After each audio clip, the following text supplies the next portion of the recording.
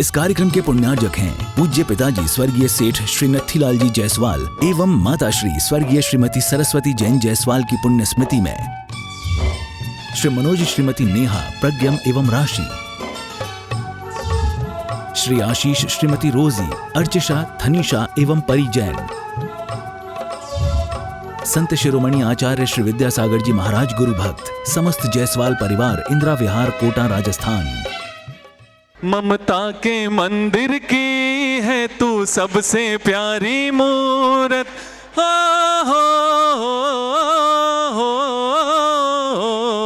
ममता के मंदिर की है तू सबसे प्यारी मूरत, भगवान नजर आता है जब देखूं तेरी सूरत, ममता की मेहर बरसा दे बस एक झलक दिखला के, सपने में गुरुवर आकर और बोले पास बिठा के मैं हूं ना, क्यों चिंता करता है मेरे होते, क्यों डरता है, आचार्य श्री जी के चरणों में हम झुका रहे अपना माथा, जिनके जीवन की हर चर्या बन पड़ी स्वयं ही नवगाथा, जैन आगम का वह सुधा कलश जो बिखराते हैं गली गली, जिनके दर्शन को पा कर के खिलती मुरझाई हृदय कली।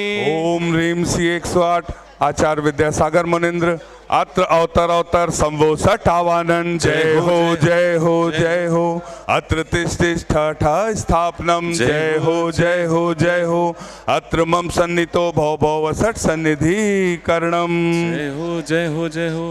सांसारिक विषयों में पढ़कर मैंने अपने को भरमाया, इस राग द्वेष की वैतरणी से अब तक पार नहीं पाया, तब विद्या सिंधु के जल कण से भव कालुष धोने आया हूँ, आना जाना मिट जाए मेरा यह बंध काटने आया हूँ।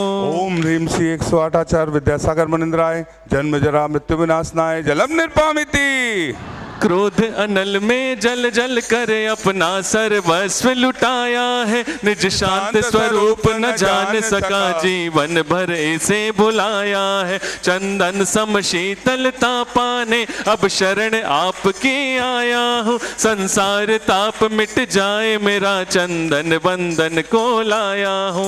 ओम ह्रीम श्री 108 आचार्य विद्यासागर मुनिंद्राय संसार ताप विनाशनाय चंदनम निर्पामिति, जड़ को ना मैंने जड़ समझा नहीं अक्षय निधि को पहचाना, अपने तो केवल सपने थे भ्रम और जगत का भटकाना, चरणों में अर्पित अक्षत है अक्षय पद मुझको मिल जावे, तब ज्ञान अरुण की किरणों से यह हृदय कमल भी खिल जावे।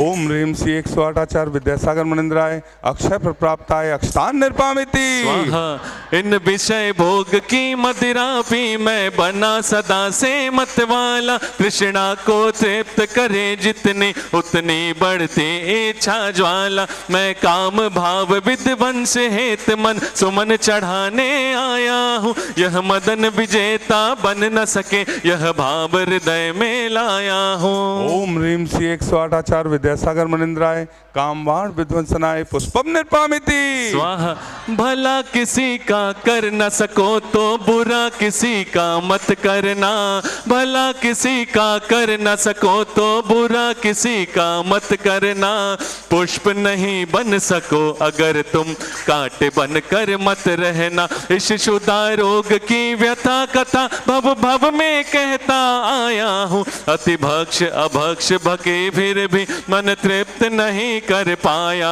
हूँ, नैवेद्य समर्पित करके मैं तृष्णा की भूख मिटाऊंगा, अब और अधिक ना भटक सकूं यह अंतर बोध जगाऊंगा। ओम ह्रीम श्री 108 आचार्य विद्यासागर मुनिंद्राय क्षुधा रोग विनाशनाय नैवेद्यम निर्पामिति, स्वाहा मोहांधकार से व्याकुल हो निज को नहीं मैंने पहचाना, मैं राग द्वेष में लिप्त रहा, इस हाथ रहा बस पछताना। यह दीप समर्पित है गुरुवर, मेरा तम दूर भगा देना, तुम ज्ञान दीप की बाती से मम अंतर दीप जला देना। ओम ह्रीम श्री 108 आचार्य विद्यासागर मुनिंद्राय महामोहांधकार विनाशनाय दीपम निर्पामिति स्वाहा। इन अशुभ कर्म ने घेरा है, मैंने अब तक यह माना था, बस पाप कर्म तज पुण्य कर्म को चाह रहा अपनाना था। शुभ अशुभ कर्म सब रिपुदल है, मैं इन्हें जलाने आया हूँ, इसलिए आपके चरणों में यह धूप चढ़ाने आया हूँ। ओम ह्रीम श्री 108 आचार्य विद्यासागर मुनिंद्राय अष्टकम दहनाय धूपम निर्पामिति स्वाहा। भोगों को इतना भोगा कि खुद को ही भोग बना डाला, साध्य और साधक का अंतर मैंने आज मिटा डाला। मैं चिदानंद में लीन रहूं, पूजा का यह फल पाना है, पाना था जिसके द्वारा वह मिल बैठा मुझे ठिकाना है। ओम ह्रीम श्री 108 आचार्य विद्यासागर मुनिंद्राय महामोक्ष प्राप्ताय फलम निर्पामिति जग के वैभव को पाकर मैं निश दिन कैसा अलमस्त रहा, चारों गतियों की ठोकर को खाने में ही अभ्यस्त रहा। मैं हूँ स्वतंत्र ज्ञाता दृष्टा, मेरा पर से क्या नाता है, कैसे अनर्ग पद पा जाऊं यह अरुण भावना भाता है। ओम ह्रीम श्री 108 आचार्य विद्यासागर मुनिंद्राय अनर्पर प्राप्ताय अर्घम निर्पामिति भावों की निर्मल सरिता में अवगाहन करने आया हूँ, सबका सारा दुख दर्द हरो यह अर्घ भेंटने आया हूँ। हे तपो मूर्ति है आराधक, हे योगीश्वर हे महासन, है अरुण कामना देख सके युग युग तक आगामी वसंत। ओम ह्रीम श्री 108 आचार्य विद्यासागर मुनिंद्राय जय माला पूर्णार्घम निर्पामिति स्वाहा। नमोस्तु नमोस्तु नमोस्तु। छाया के बाद धूप और धूप के बाद छाया, रात के बाद दिन, दिन के बाद रात,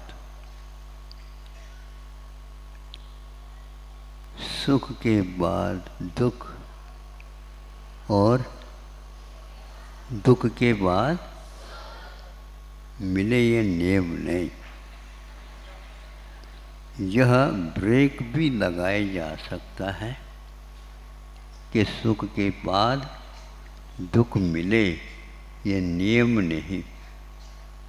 जिनको जिस भाव से मुक्त होना है वह अभी वर्तमान में भी सुखी है और अंत में दुख को मिटा करके महापुरुष इस सुख और दुख की परंपरा से डरते नहीं, क्योंकि इसमें हम एक ऐसा उपाय भी सोच सकते हैं, दोनों का अभाव एक साथ हो सकता है। और इसी एक श्रद्धान के साथ वे लोग आने वाले एक प्रकार से दुख से डरते नहीं, और सुख जो आता है उसमें वे रुचि भी नहीं लेते, क्योंकि तुलनात्मक जब तक सुख दुख होते हैं उसमें कभी सुख और दुख का अनुभव होता है, किंतु यह नश्वर है, यह कर्म के ऊपर आधारित है और वो कर्म हमने ही किए हैं तो वही रूप में आएगा। भोजन आपने किया किंतु बाद में आधा एक घंटे के बाद डकार आ गई। आप सुन रहे हैं? डकार आ गई तो उस डकार में क्या होता वो बताओ? जो खाया है उसके ही गंध और रस आदि आएगा। खाओ तो आप महेरी और स्वाद अब आ जाए डकार की, मीठी, हो सकता है। अब जब खाए लिया तो अब मेहर की डकार आ रही है। दुनिया कहती क्या क्या खा कर जाए, डकार आ रही, आ तो रहे भैया खट्टी। अब खट्टी से या क्या मतलब है, मीठे से क्या मतलब, दोनों ही समाप्त हो चुकी है।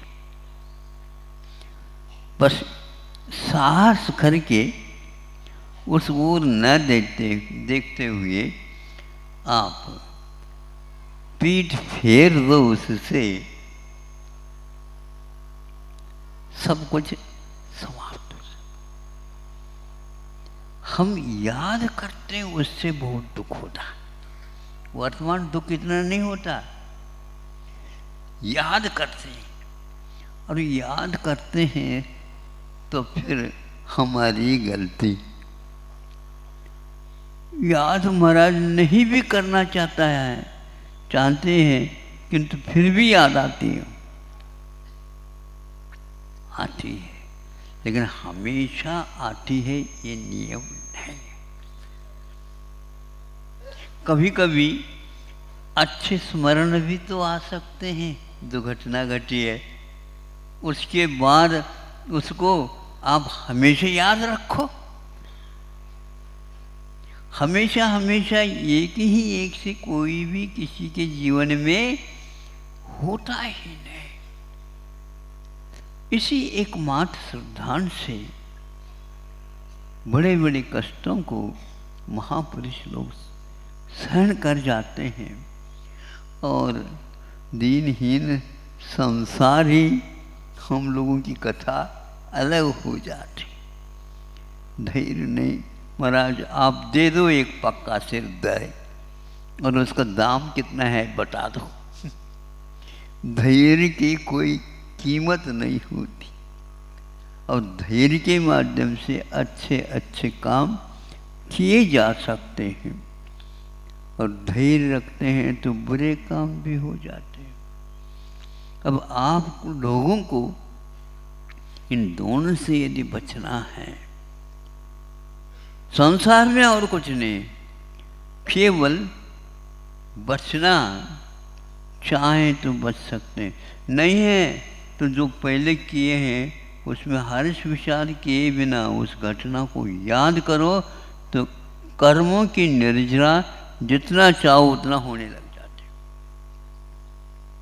होता होगा, क्षणिक था, बुद्धि में बात नहीं आई और ऐसा बुरा कर दिया, किंतु अब याद रखूँगा दोबारा वह ऐसा घटित न हो। तो जो घटित होता है उसका स्मरण में भी जो व्यक्ति साहस के साथ उसमें हर्ष विषाद नहीं करता है, मोक्ष मार्गी कहलाता है। संसारी प्राणी इसको नहीं सीख पा रहा है, इसलिए गुरुदेव हम लोगों के ऊपर दया करके बताते हैं, घबराने की कोई बात नहीं है। यदि विद्यालय में जाने का हमने रास्ता ही खोल दिया तो विद्या अध्ययन करो, लेकिन विद्या अध्ययन करते करते करते अंत में आ गया परीक्षा दो। आपने तो ऐसा कुछ नहीं कहा था, अध्ययन अच्छा कर लो। आपने अच्छा किया, हाँ बिल्कुल अच्छा किया है, लेकिन ये परीक्षा क्या है समझ में नहीं आता। अच्छे अच्छे व्यक्ति परीक्षा में घबराने के कारण दिमाग में कुछ आता ही नहीं, दिखाई नहीं जाता, उसके कारण अनुत्तीर्ण रह जाते हैं। तो उनको समझाना पड़ता है, अब की बार आप उत्तीर्ण हो जाओगे, लेकिन ये याद मत करो, वो जो याद किया गया है उसी को याद करके लिख देना, घबराना नहीं। कई बच्चे परीक्षा के कारण बुखार से पीड़ित हो जाते हैं। क्यों बच्चों, होते क्या नहीं होते हैं? और हमारे पास उनके माता पिता भेज देते हैं उसको, महाराज आशीर्वाद दे देंगे, सब ठीक हो जाएगा।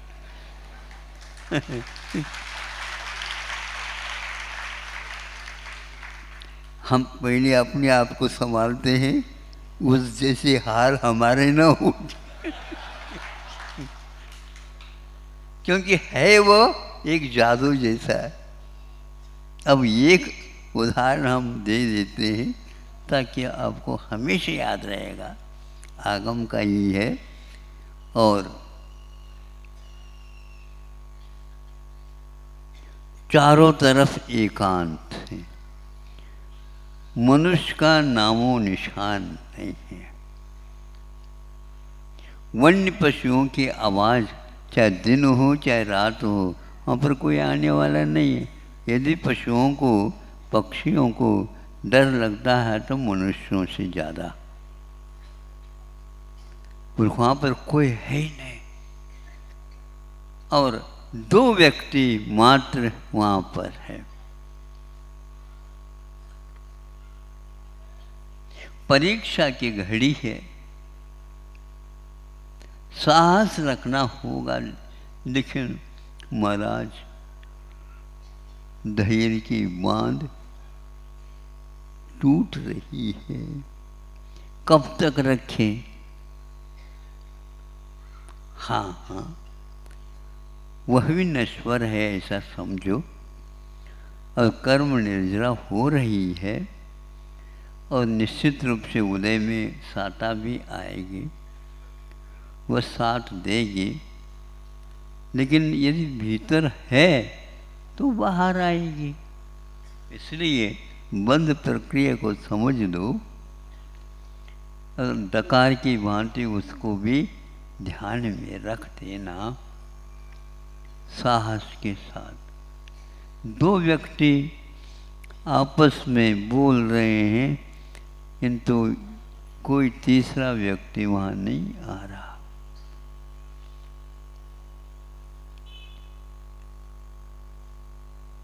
उसी में एक मुनि महाराज का वहाँ पर दर्शन हो गया। ये पुण्य का उदय है। ऐसे मुनि महाराज जो एक प्रकार से रिद्धिधारी थे, और बहुत कुछ उनका ज्ञान विकसित था, स्व के साथ पर को भी वो जानते थे। उनके पास जाकर के रोते हुए दोनों व्यक्ति बैठ जाते। भगवान आप ही है, इतने दर्शन दे दिया, बहुत अच्छा हो, किंतु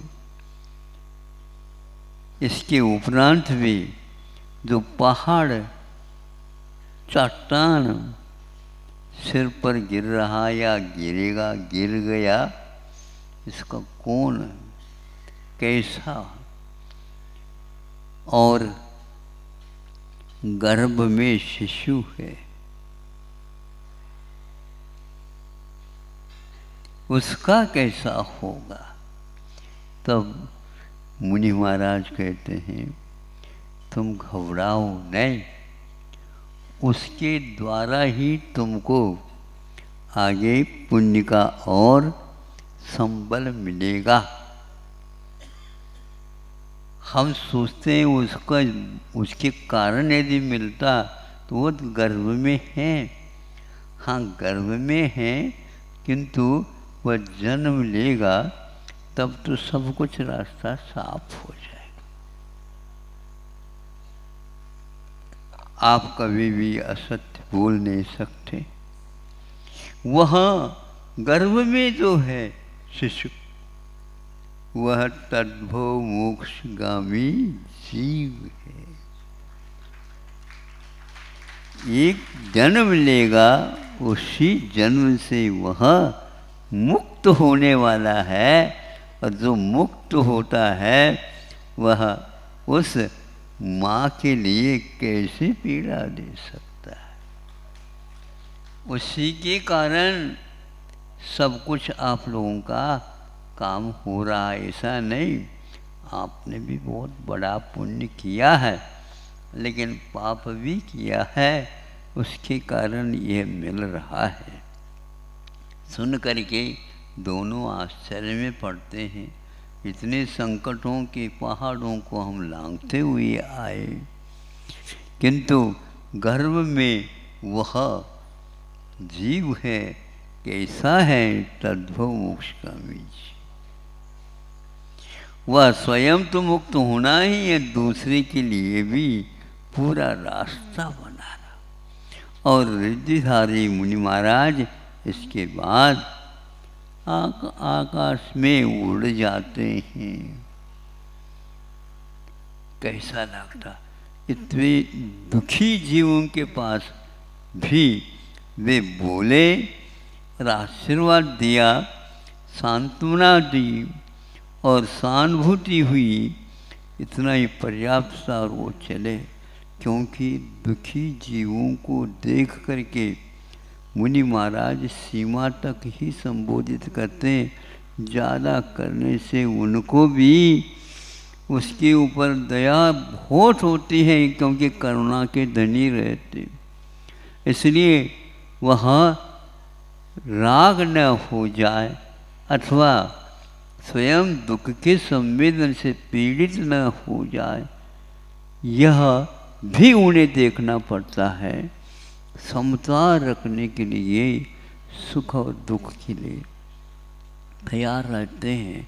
आपको वह मुक्त नहीं करा सकते, मुक्ति का बोध अवश्य दे सकते हैं। चले गए, फिर कुछ समय भी नहीं हुआ और वहाँ से एक बहुत बड़ा सिंह आया दहाड़ता हुआ। अब क्या करें, धूप के बाद छाँव और छाँव के बाद धूप। इतनी गर्जना कर रहा था, पहाड़ सारे आवाज़ से घबरा गए हों, इतने तेजी के साथ। वहीं पर दोनों लिपट करके आंखें बंद कर ली। जो भगवान जो होना होगा वही होगा, ऐसे सोच करके दोनों अबलाएं सखी सहेली हैं और एक राजघराने से संबंधित है, और उसी के साथ ब्याह में जैसे दहेज में मिल गई हो सहेली, वैसे उसको भी आना पड़ा। साथ देने वाले कोई भी नहीं। आप इस रथ को, कथा को सुन करके, पढ़ करके क्या करते बताओ? महाराज क्या ज़्यादा क्या कर सकते हैं, आंखों में से पानी ला सकते और उसको अपने ही पल्ले से पहुंच सकते और कुछ नहीं कर सकते। ऐसा ही हुआ। उसी बीच में एक और दहाड़ता हुआ अष्टापद आया और दोनों का घमासान युद्ध चालू हो गया। धीरे से वसंत लेना, उसको देखा वसंतमाला, देखा घबरा गए। ये एक के दो हो गए और हम भी दो हैं, अब क्या होगा? देखा अब तो उसी समय वह जो अष्टापद था उसने उस सिंह को पछाड़ करके भगा दिया और स्वयं भी गायब हो गया। ये कौन अष्टापद और ये कौन सिंह? एक साता के उदय में और एक असाता के उदय। और क्या, अब शिशु है, गर्भ में है, उसकी प्रसूति, उसका जन्म कैसा होगा या प्रबंध कैसा होगा, बताओ।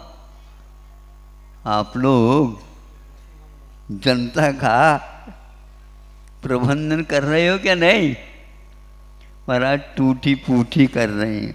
तो उस आपको तो कम से कम टूटी फूटी कर रहे हैं, लेकिन वहाँ पर जंगल में गुफा में वो दोनों हैं और वहीं पर रह करके जन्म देना है, कैसा होगा बताओ।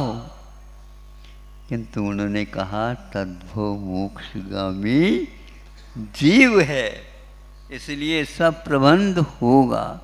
और प्रसूति हुई और उसी समय जैसे मेघराज बोलते आवाज करते हैं और विद्युत लाइट लग जाती है, उसी प्रकार उस गुफा में कब से वह अंधेरे में था, एकदम बाजा बजने लगे, जैसे ध्वनि प्रतिध्वनि होने लगे, ये बाजा बज गए। क्योंकि भव्य जीव जन्म लेता है तो उसके लिए ऊपर से बाजा आ जाते हैं, अब नीचे से आप बाजा बजवाते हो।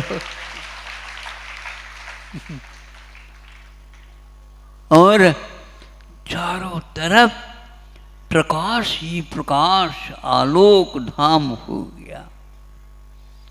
सुखपूर्वक सब कुछ हुआ।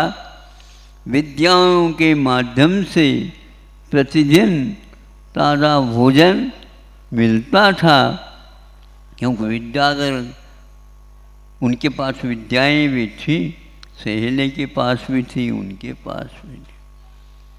काम हो गया। अब हम पूछना चाहते हैं, महाराज पुत्र रत्न की प्राप्ति हो, ये प्राप्ति हो गई, कोई सुनने वाला नहीं, कोई गीत गाने वाला नहीं, कोई कुछ नहीं, और तद्भव मोक्षगामी जीव है। अनेक जीव भी इससे उद्धार को प्राप्त होंगे, लेकिन आज इनका यह स्वरूप है। फिर इसके उपरांत आगे बढ़ते बढ़ते उनके मामा क्या, भाई और हाँ मामा और उस शिशु को लेकर के ये पहचान लिया उनके मामू ने। इनको कोई पता है ही नहीं, ये वही है।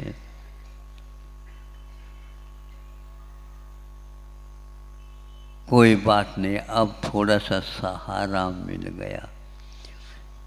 जैसे वनस्पति बेल रहती है और बहुत लहलहाती रहती है, लेकिन वह फिर भी सोच में रहती है यहाँ पर कोई छोटा सा भी पेड़ पौधा हो तो मैं अपनी रक्षा कर लूँ। तो यह मामा आ गया, ले करके चले। उसके बीच में भी बहुत सारी घटनाएं घटी। अंत तक पौनंजय का मिलन होना बहुत कठिन। वह बहुत कुछ यूँ कहना चाहिए, और कोई होता तो टिक नहीं सकता। हमारे विचार से कवि को भी बहुत साहस रख करके सबका चित्रण करना पड़ता। कभी कभी दुखद पत्र यदि आप लिखते हो तो अपने आँखों में से आंसू गिर जाते उस पत्र के ऊपर। इस पत्र को जब खोल करके वह जिसको आपने डाला था वो देखता है, भैया ये पत्र तो लिखा गया है, किंतु कोई न कोई हाथ से, मान लो गीले हाथ से रखा हो, उसके कारण ये स्याही फैल गई। फिर बाद में उसके मन में आता है वो ये नहीं, दुखद पत्र है, इसलिए उसी के लिखते लिखते उसके आंखों में से पानी आ जाए। और भगवान यदि मान लो आपको पत्र लिख रहे हैं या संदेशा देख रहे हैं, उनके पास आंखों में पानी भी नहीं है, लेकिन उनको दया नहीं है, ऐसा नहीं है। इसलिए तो उपदेश देते हैं, ये तुम्हारा पत्र तुम ही स्वयं पढ़ लो। सर्वज्ञ को सभी को जानने की क्षमता आ जाती है। उस समय कोटि जीव ते जात न फने। दौलत राम जी ने ऐसे पंक्ति लिखी, करोड़ों केवली भी मिल करके आपकी दुख की व्यथा की गाथा लिख नहीं पाए। और सारा सारा दिख रहा उनको, सुख के श्वास के साथ साथ यह भी चल रहा है, संसार दुखी है, ऐसा सुखी है ऐसा कहीं भी नहीं कहा सर्वज्ञ ने। संसार दुखी है चारों तरफ। अरे मुझे केवल ज्ञान तो हो गया, उससे क्या हो रहा, दुख कहीं दुख देखने को मिल रहा। दुखी को देख करके दुखी नहीं होना, यही एकमात्र सर्वज्ञत्व है। अच्छे अच्छे देखने के लिए हम तरसते रहते हैं, लेकिन यथावत देखना और जानना सर्वज्ञ के उस आलोक में तैरता रहता है। अपना भी पीठ पीछे का जो था वह भी दिख रहा है, अपना आगे आने वाला और भविष्य है वह भी दिख रहा है। इस प्रकार चिंतन करते करते जब भव्य जीव सम्यक दृष्टि होनहार वैरागी वह सोचता रहता है और वर्तमान की जो घड़ियाँ हैं उनको भूलता जाता है, केवल साक्षात्कार करता रहता है। अपने आप शांत भी हो जाता है, शांत हो जाता है। जैसे आप लोग कुछ भी कर नहीं रहे हैं, शांत बैठे हैं, और यह यदि मान लो प्रवचन घंटों चले तो भी आप क्या करेंगे बताओ? कुछ नहीं करेंगे, बताओ आप। शांत बैठ करके ये ऐसी हमारी कथा है, ऐसी हमारी व्यथा थी, आज वर्तमान में है ही क्या। नरकों में एक प्रकार से दुख के अलावा एक सेकंड के लिए सुख की बात ही नहीं, एक दाना और एक बूंद नहीं मिलती। कैसे 33 सागर तक सहन किए होंगे, वज्र का शरीर था इसलिए सहन हुआ, लेकिन फिर भी ऐसा था कि उदय में वह भूख और प्यास, कंठगत प्राण होने के उपरांत भी वो प्राण निकलते नहीं, दुख ही दुख, दुख ही दुख। इस प्रकार केवली अपने वर्तमान में कर्म की निर्जरा होने के कारण साता का भी नहीं, वह असाता का भी नहीं, वह मुक्त यदि हुआ है तो वह केवल शांत बैठा रहता है। इसलिए संसार में जो दुख था या सुख था वह नश्वर था, पराया था, और मुक्त अवस्था में क्या है इसको देखने के लिए हमें भी मुक्त ही होना पड़ेगा, तब अनुभव में आएगा। आप चाहते हो तो कहो। हाउ कहना भी भूल गए। हाँ, अच्छी बात है। बस अपने दुख में रोना बंद कर देना। हाँ, पर के दुख में रो जाता हो तो आशीर्वाद है हमारा। पर के दुख को देख करके आप रोते हो तो हमारा आशीर्वाद है। और अपने दुख किसी के सामने नहीं रखना, छुप करके हमारे सामने रख देना। क्योंकि हमारे लिए आचार्यों ने कहा, जो कोई दुखी आता है तो उसको सांत्वना देते देते नहीं भी दे पाओ, लेकिन उसको सुनते जाओ, तो उससे उसको भी क्यों क्या ऐसा लग रहा है महाराज, हल्का सा लग रहा है। दूसरी इसलिए दूसरे के दुख को सुनना भी सीखो। अपना अपना ही कथा मत कहो। सुन रहे हो क्या? नहीं?